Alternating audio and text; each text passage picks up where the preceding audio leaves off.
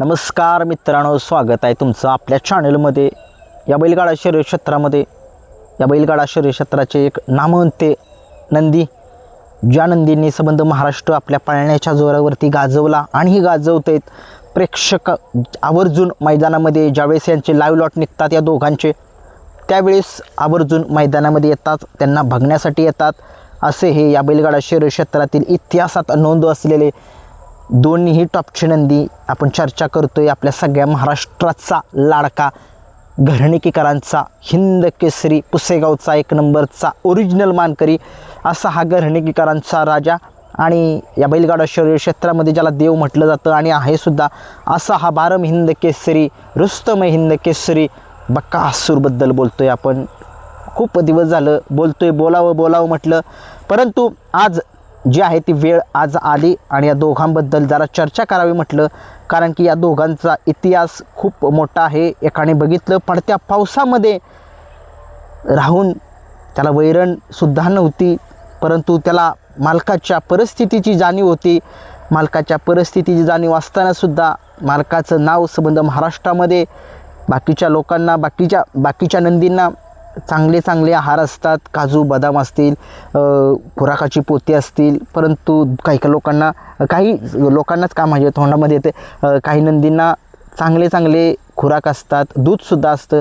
परंतु राजाचं तसं नाही आहे. सगळ्या महाराष्ट्राला माहीत आहे राजा खरंच मन थोडंसं वेगळंच वाटतं आहे. थोडंसं राजाचा इतिहास मला माहीत आहे, मी बघितलं आहे, स्वतःहून बघितलं आहे. बकासूरचं तर आहे वेगळा इतिहास, परंतु राजाचा इतिहास वेगळा आहे.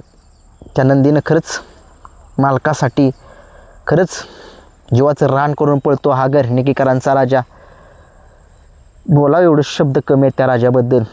पडत्या पावसात तुम्हाला माहिती आहे हिंद केसरी राजा ज्यावेळेस पुशेगावचा झाला, मुलाखती पडल्या, राजाची खरंच खूप परिस्थिती नाजूक होती. राजाला वैरणसुद्धा खायला एवढी चांगली नव्हती. बाकीच्या नंदींना जे आहेत खूप चांगल्या प्रकारचे आहार मिळायचे, परंतु राजाला नाही आहे. परंतु त्यातनं त्या घरणीकीकरांच्या राजानं पुसेगावचा एक नंबरचा मान पटकवला, दाखवून दिलं. राजाचा आहे. परंतु काही मला खरंच मी जरा थोडंसं इमोशनल झालं. मला खरंच त्या राजाबद्दल खरंच दिलगिरी व्यक्त होतं माझ्यामध्ये. खरंच त्या नंदीला बघितलं हो मी, त्या नंदीची परिस्थिती बघितली मी. तो कशा पद्धतीनं पळतो सगळ्या महाराष्ट्राला माहीत आहे. जीवाचं रान करतो मालकासाठी. मालकसुद्धा स्वतःच्या मुलाप्रमाणे जपतात त्याला. एक वेळ ते उपाशी राहतील, परंतु राजाला कधी उपाशी ठेवणार नाहीत. घासातला घास देतात आपले सगळ्या महाराष्ट्राचे लाडके, आपल्या राजाचे मालक, घरणीकीकरांचा राजाचे मालक. खरंच बकासूरसोबत राजा आपल्याला बघायचे.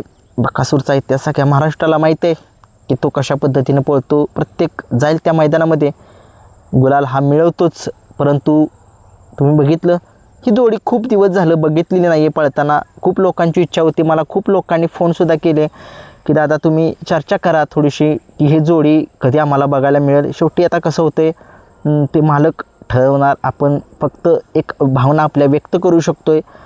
लवकर पळेल मला असं वाटतं आहे. आणि बकासूर आणि घरणीकीकरांचा राजा पुन्हा एकदा इतिहास करतील. ही जोडी सगळ्या महाराष्ट्राला माहीत आहे. राजाचा आहे. जी गाडी या बैलगाडी, त्याचा एक उपमा आहे, जी गाडी बैलगाडा शर्यत क्षेत्रामध्ये कुणाला जर मरत नसेल ना, म्हणजे हरत नसेल, तर ती राजाच हरवतो. माहीत आहे सगळ्या महाराष्ट्राला माहीत आहे. बकासूर मथुर ह्या जोडीचा जो आहे तुम्हाला माहिती आहे, या महाराष्ट्रातली सगळ्यात टॉपची नंदी आहेत. त्या नंदींचा आपल्या घरणीकीकरांच्या राजाने आणि पिंटू शेट मोडकवडके यांच्या कॉकटेलने त्यांचा जो आहे तो विजयरथ रोखलेला होता. आणि तिथून राजा परतनं तुम्ही बघितलं दुसऱ्या एका मैदानामध्ये पळाला. त्या मैदानामध्ये चिमणे आणि अर्जुन यांची गाडी जी आहे ती हरवलेली होती. म्हणजे सगळ्या महाराष्ट्राला माहिती आहे जिथं मैदानामध्ये टॉपची गाडी असेल त्या ठिकाणी राजा गाडी किती असू द्या टॉपची, त्या गाडीला पराभव करतोच. परंतु अलीकडं तुम्ही बघितलं राजा थोडंसं सगळ्या एक महाराष्ट्राला वाटत होतं की राजाचं थोडंसं पायाला लागलं, राजा थोडासा आजारी पडला, परंतु त्यातनं तो उभारी घेतो. म्हणजे त्यातनं थोडासा म्हणजे कवर झालेला आहे, पूर्ण कवर झालेला आहे. आणि तो आता चांगल्या चांगल्या टॉपच्या पैऱ्यातसुद्धा दिसतोय सगळ्यांना. परंतु राजाला आपल्या बकासूरसोबत बघण्याची खूप लोकांची इच्छा आहे आणि खूप लवकर इच्छा ही दोघे जण पळतील, मालकासाठी पळतात. सगळ्याला माहीत आहे, खूप लोकांची गर्दी होते मैदानामध्ये या दोघांच्या सुद्धा मागे. आणि खरंच दोघेही काळजाचे तुकडे आहेत. आणि असंच तुम्ही मालकासाठी पळा, मालकाचं नाव संबंध महाराष्ट्रामध्ये करा.